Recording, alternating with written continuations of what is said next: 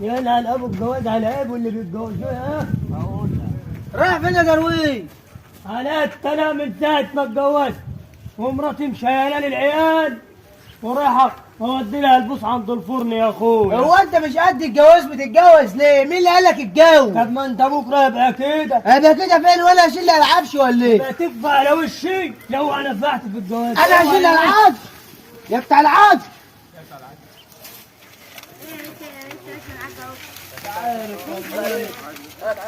ساعة ما اتجوزت ويا المرة كل شوية يقول البوس وداها عند الفرن.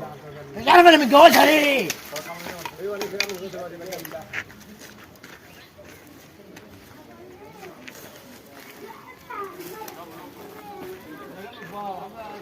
عرفت بقى يا اخويا. انت رايح فين بقى؟ رايح اقضي البوس عند الفرن. طب وفين الولية؟ الولية؟ بتخبز.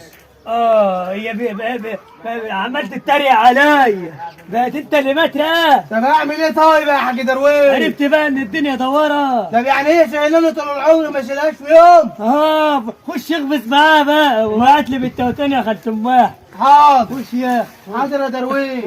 انا كنت بتريق عليه. شوف بقى انا اللي بشيل. امال انت عارف ايه. يلا يا حبيبي يلا.